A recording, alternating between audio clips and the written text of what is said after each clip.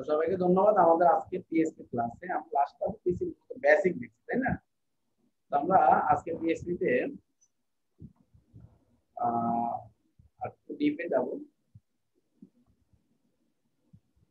PSP তে কোন data রাখার জন্য যে জিনিসটা ব্যবহার করা হয় সেটা হচ্ছে ভেরিয়েবল। আমরা আজকে আলোচনা করব পিএসপি ভেরিয়েবল।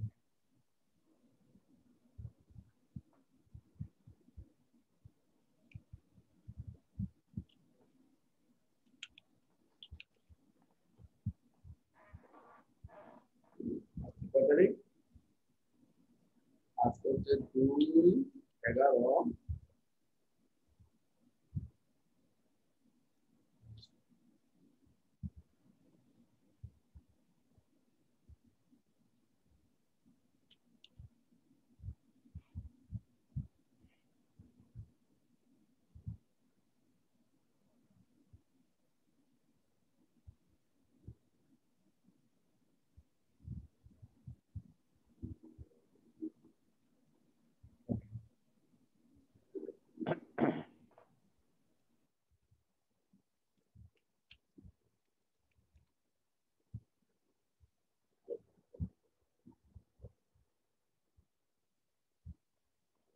তো সাইন এই বলতে হচ্ছে আমেরিকা।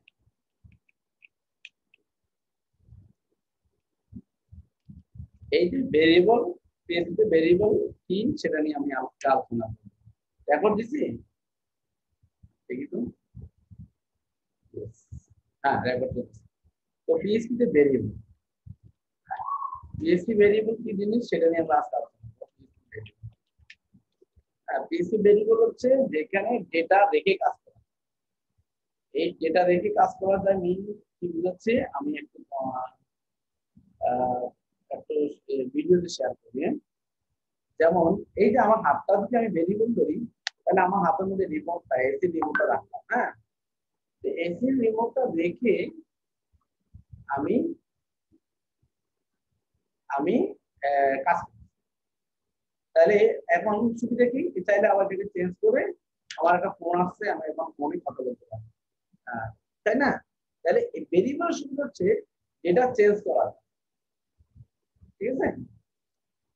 তাহলে ভেরিয়েবল কিভাবে পিএসপি ঘোষণা, ভেরিয়েবল কি জিনিস, ডেটা স্টোরেজ, যেখানে ডেটা রাখে এবং এই ডেটাটা চেঞ্জ করা যায়। তো পিএসপি কিভাবে ঘোষণা করে, ভেরিয়েবল ডলার সাইনের পরে লেটার, দেন অ্যাসাইনমেন্ট অপারেটর, দেন হচ্ছে ভ্যালুটা রাখতে হবে। তাহলে এখানে এই কিন্তু আমি লিখলাম, অথবা আমি লিখতে পারি ডলার সাইনের পরে আন্ডারস্কোর দিয়ে ভেরিয়েবল পাওয়া যায়, সেজন্য ওয়ান দিলাম, বা লেটার দিতে পারি। হ্যাঁ, তাহলে অস্ট্রেলিয়া। এভাবে আমরা, তাহলে ভেরিয়েবল লেখার নিয়ম হচ্ছে ডলার সাইনের পরে লেটার বা আন্ডারস্কোর, মনে থাকবে। ভেরিয়েবল কি করি আমরা, ভ্যালু রাখি। এখন স্ট্রিং হতে পারে, ডাবল কোটেশনে যা থাকে সেটা স্ট্রিং। আর ডলার সাইন নাম হচ্ছে 5 1, হ্যাঁ, ডলার সাইন নাম 2 হচ্ছে 7,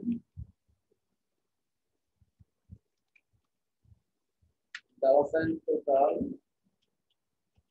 নাম 1, নাম 2, ইকো টোটাল।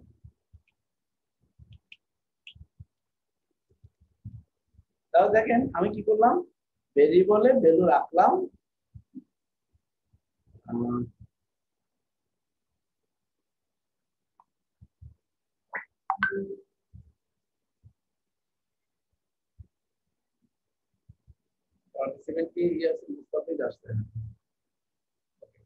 তো আমি কি করলাম যে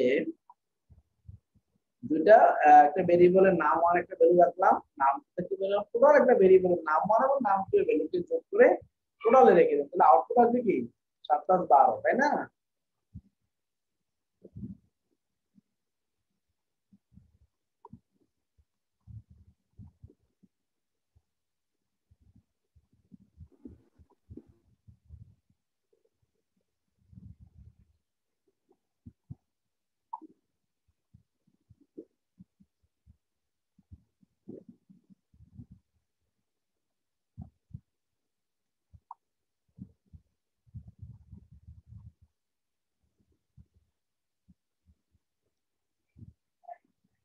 তো আমি বলবো লোকাল হোস্ট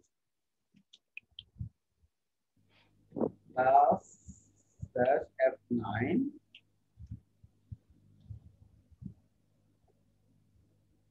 তারপর কি হচ্ছে আজকে 2/11 চলে, তাই না? এইভাবে ভেরিয়েবলের সুবিধা হচ্ছে ভ্যালু রেখে কাজ করা যায়।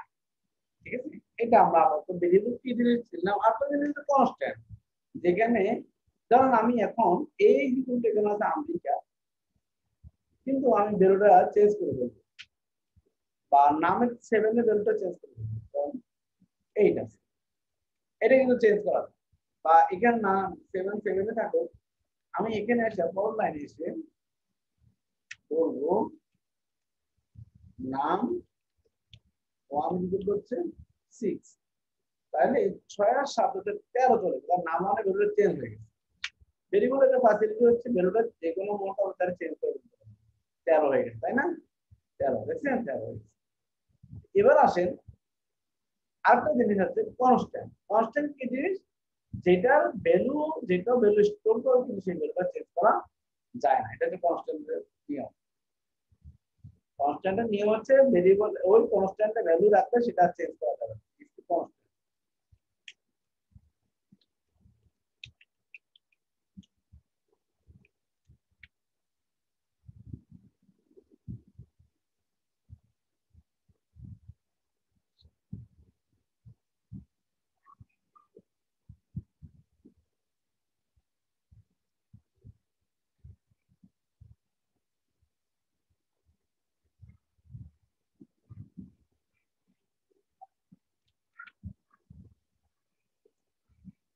তো এখন আমরা কনস্ট্যান্ট কিভাবে, ভেরিয়েবল কিভাবে ডিক্লেয়ার করে, কিভাবে ভ্যালু অ্যাসাইন করে, ভেরিয়েবল দিয়ে কিভাবে কাজ করতে হয় সেটা দেখছি।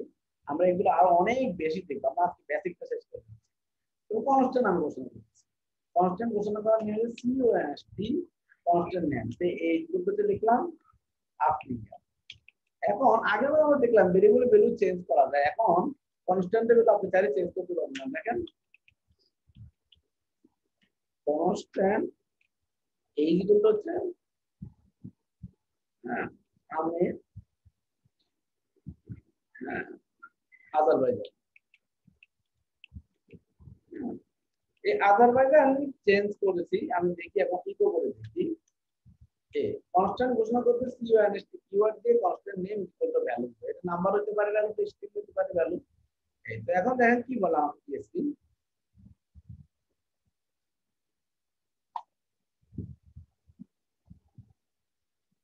এই দেখেন এখানে সেমিকোলন সমস্যা, তার এসে ঠিক করে এই সেমিকোলন দেই।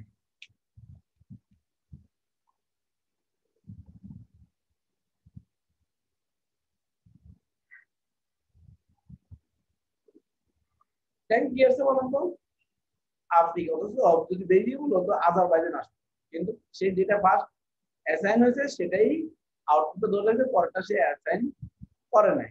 ব্যাপারটা বুঝতে পারছি, যে ভেরিয়েবলের ভ্যালু চেঞ্জ করা যায়, প্রমাণ করলাম।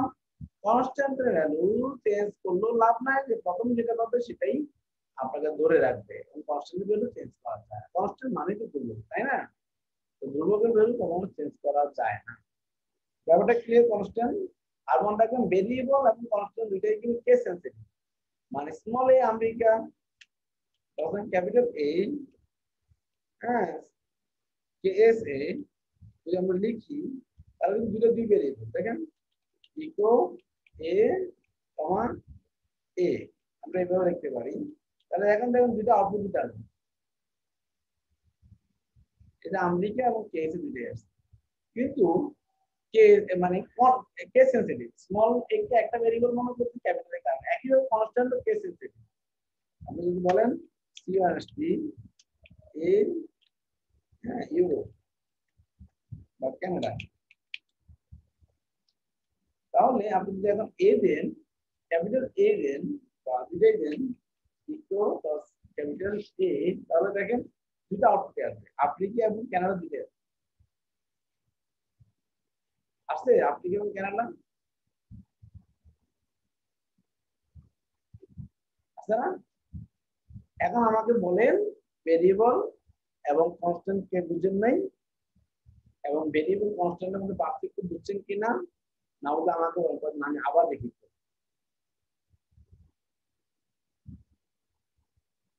বুঝছেন মিস্টার নাহিদ? এর নাম পলাশ। হ্যাঁ স্যার। মোস্তাফিজ বুঝছেন? আশা করি এগুলো সহজ জিনিস, এগুলো বোঝার কথা। হ্যাঁ স্যার, বুঝতে পারছি আমি। ভেরিয়েবল গেলাম, কনস্ট্যান্ট আমরা গেলাম, এরপরে হচ্ছে পিএইচপিতে অপারেটর নিয়ে আমাদের কাজ করতে হবে। তারপরে আমরা কন্ডিশনাল স্টেটমেন্ট ভালো বুঝতে পারবো। পিএইচপিতে অপারেটর গুলো কি কি আছে?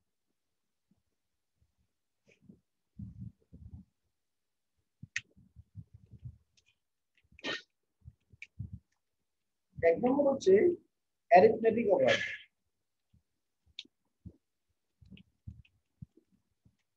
দুই নম্বর হচ্ছে অ্যাসাইনমেন্ট অপারেটর। এই যে ইকুয়াল সাইন, এটাকে বলা হয় অ্যাসাইনমেন্ট অপারেটর। আর অ্যারিথমেটিক অপারেটর যে যোগ বিয়োগ, কোনগুলো অ্যারিথমেটিক অপারেটর? অনেকগুলো অপারেটর আছে, plus plus minus, multiplication, division, modulus, হ্যাঁ, তারপর কি হচ্ছে স্টার স্টার পাওয়ার।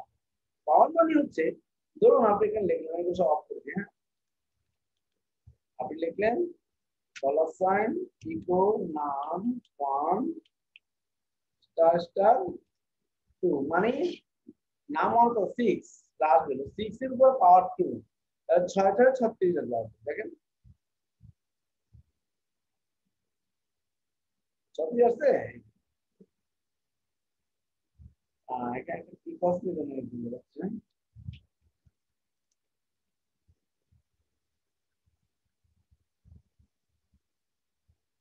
36, তাই না? তো এটা স্যার ডাবল স্টার এটা কি বুঝলেন? বুঝলাম না স্যার। তো এই ছিল আমাদের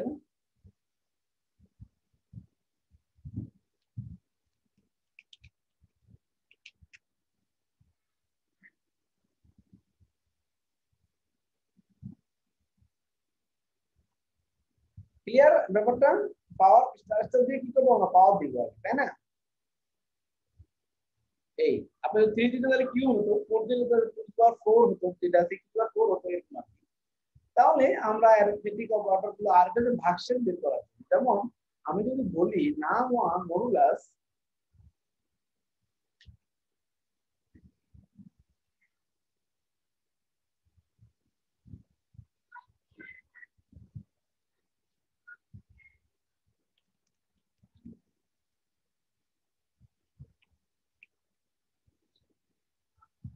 নাম 1 মডুলাস 2, তাহলে কি হবে?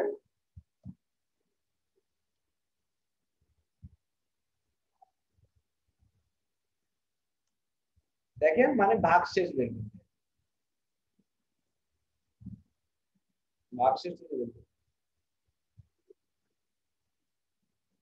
0 মানে ভাগশেষ নাই। কত কত 0? 6 না, আপনি 7 দিন, নাম 2 দিন, তাহলে ভাগশেষ পাবেন।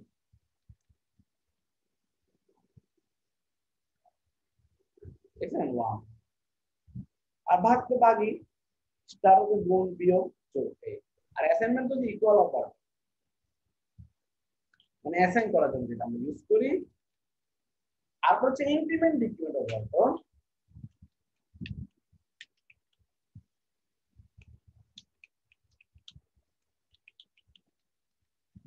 Plus plus minus minus.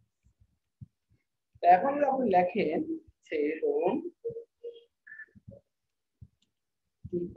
Just নাম 2 প্লাস প্লাস, তার মানে কি নাম 2 যে ভ্যালুটা আছে তার সাথে 1 যোগ হবে। এখন যদি লেখেন নাম 2, তাহলে কত পাবেন? 8 পাবেন। দেখছেন 1 বৃদ্ধি পাইছে। আবার যদি লেখেন নাম 2 প্লাস প্লাস নাম টু, তাহলে কিন্তু 9 পাবে, আরো 1 বৃদ্ধি পাবে। যতবার লিখব প্রত্যেকবারই 1 বৃদ্ধি পাবে। ওকে, এই যে 8 9। এখন প্রশ্ন হচ্ছে একটা ব্রেক দিন।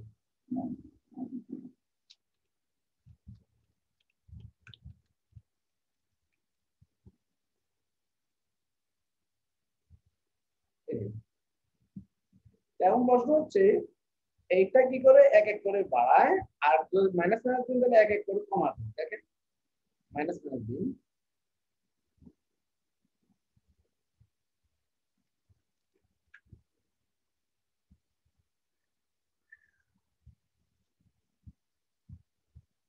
ঠিক আছে।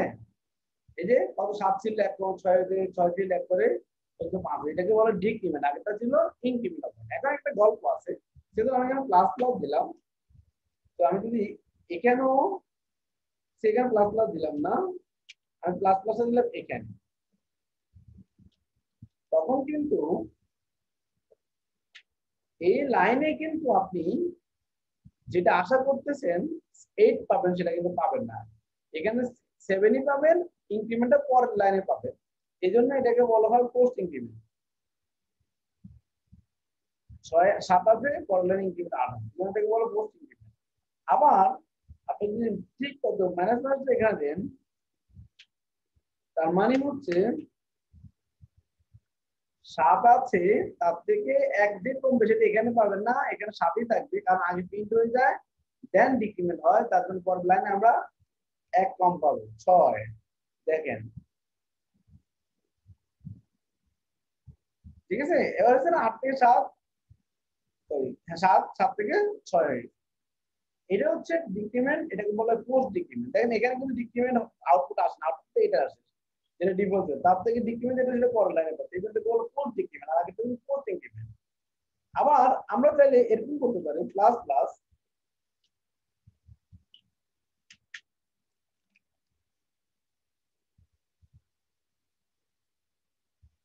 দেখেন আগে ইনক্রিমেন্ট হয়ে গেছে আর এখানে জাস্ট প্রিন্ট করছে 8ই পাচ্ছে, তাই না? এটাকে বলে প্রি ইনক্রিমেন্ট। একইভাবে মাইনাস মাইনাস করে দিলে